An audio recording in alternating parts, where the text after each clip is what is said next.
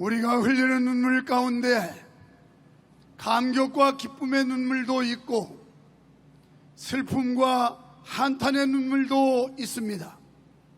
우리가 이곳에 모임은 기쁨과 감격의 눈물보다는 슬픔과 탄식의 눈물을 흘리기 위하여 이곳에 모였습니다. 우리는 세계 역사상 유례없는 발전을 통하여 살기 좋은 대한민국에서 자유를 만끽하며 살고 있습니다.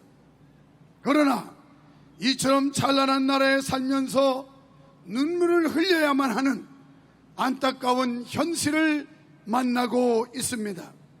저는 오늘 우리가 흘려야 할 눈물이라는 제목으로 설교하려고 합니다. 우리 예수님께서는 이 땅에 오셔서 3번 눈물을 흘리셨음을 알 수 있습니다. 첫째, 우리가 흘려야 될 눈물은 사명을 위한 눈물을 흘려야 합니다. 우리가 이 땅에 살면서 감당해야 할 책임이 있습니다. 크게는 대한민국의 국민의 한 사람으로서의 책임과 하나님의 자녀인 성도로서의 책임이 있다고 하는 것입니다. 히브리서 5장 7절에서 예수님께서 큰 소리로 통곡하며 우셨다라고 말씀하십니다. 이것은 인간의 죄값을 지고 가시는 제사장으로서 흘리신 눈물입니다. 이 울음은 십자가 지시기 전 겟세마네 동산에서 사명을 위한 기도 중에 흘리신 눈물입니다. 마태복음 26장 37절 38절에서 밤이 맞도록 홀로 눈물 흘리시며 아버지여 이 잔을 내게서 옮기시옵소서.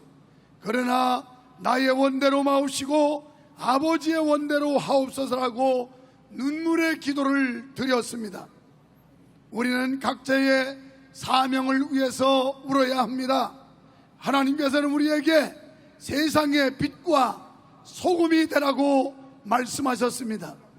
오늘 이 땅에 빛을 비추지 못한 탄식의 눈물을 흘려야 할 것이며 썩어져가는 이 사회와 민족을 부패를 제대로 막지 못한 소금의 역할을 감당하지 못한 책임의 눈물을 흘려야 합니다.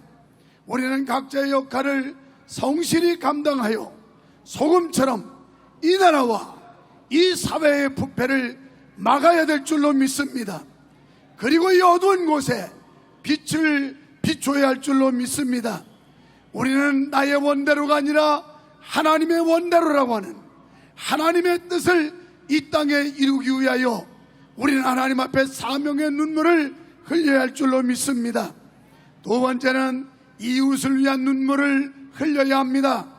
요한복음 11장 33절로 35절에 보면 나사로에 죽었다는 소식을 듣고 예수님께서는 배단이 그의 집에 가셔서 눈물을 흘리시던 모습을 볼 수 있습니다.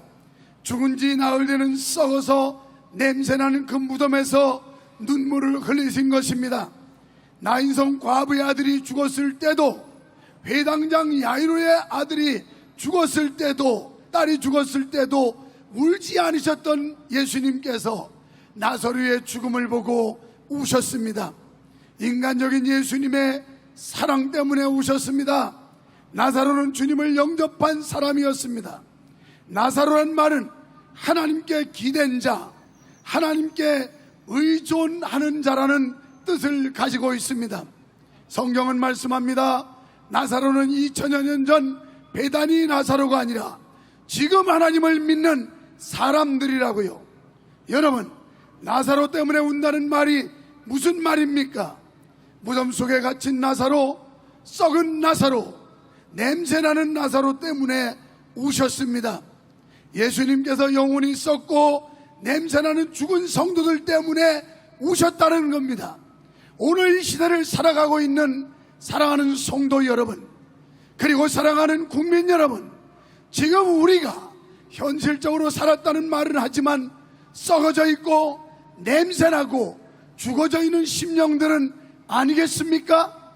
만약에 우리가 살았다면 세상을 변화시켜야 하고 썩어져가는 세상을, 부패하는 세상을 당연히 막아야 됨에도 불구하고 한국교회는 내일이 아니라는 먼 생각을 가지고 외면하고 있고, 나와 직접적 관련이 없다고 하는 외면함 속에 이 사회는 점점 침몰돼 가고 있다는 걸 깨달아야 합니다. 오늘날 한국교회를 보고 우시는 예수님을 그려봅니다. 하나님을 믿는 자들을 위해 우십니다. 하나님의 뜻을 모르고 자신의 뜻만 쫓아가는 성도들, 바로 우리들 때문에 예수님은 우셨습니다. 여러분, 우리도 자신을 돌아보며 울어야 합니다. 그리고 소외된 이웃을 위해 울어야 합니다. 세 번째는 민족의 장래를 위해 울어야 합니다. 가장 중요한 논문이 나라와 민족, 그리고 우리의 다음 세대를 위한 눈물이어야 하고 울음이어야 합니다. 예수님께서 민족의 장래, 예루살렘의 운명을 보시고 우셨습니다. 누가복음 13장 34절로 35절에 거역하고 반역하는 예루살렘, 즉 유대 민족에 대하여 안타까운 심정을 가지고 우셨습니다. 예루살렘 우시면서 우셨습니다. 실제로 예루살렘은 예수님께서 우신 37년 후에 AD 70년에 로마의 티투스에 의하여 멸망당하고 맙니다. 그때 유대인들은 나라를 잃고 전 세계에 흩어져 방황하는 삶을 살게 됩니다. 왜 멸망했습니까? 선지자들의 경고를 무시했기 때문입니다. 당시 제자들은 어떠했습니까? 제사장들은 어떠했습니까? 이들은 제사장의 직무를 망각했고 백성을 바로 일깨우기보다는 안일, 무산 이런 자세에 떨어졌기 때문입니다. 헤롯의 정권에 아부하는 사람들 뿐이었습니다. 어쩌면 한국교회 지도자들이 그동안 정권에 빌붙어서 야합하는 비겁한 행동을 해왔는지도 모릅니다.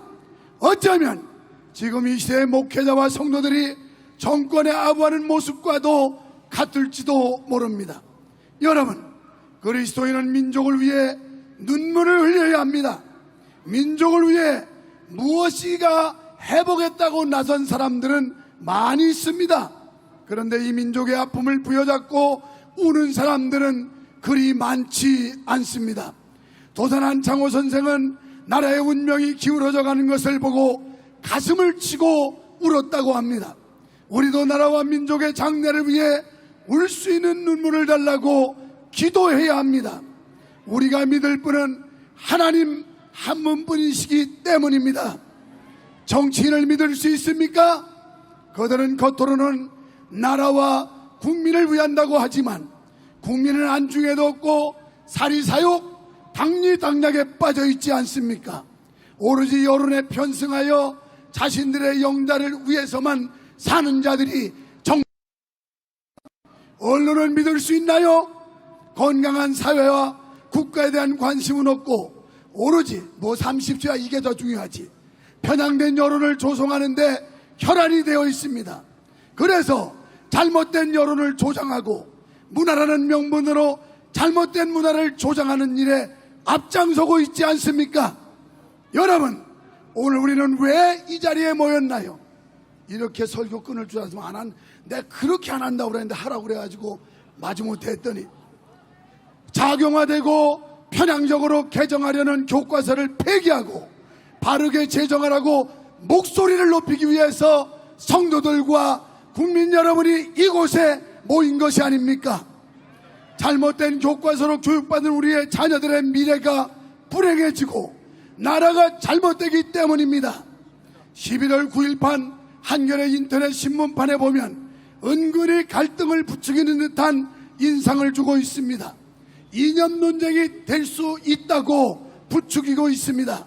내용인즉 9일 초중등학교 및 특수교육과정 행정예고안에 대하여 자유민주주의와 자유민주적 기본질서라는 표현이 추가로 반영돼 갈등의 불씨를 남겼다는 것입니다.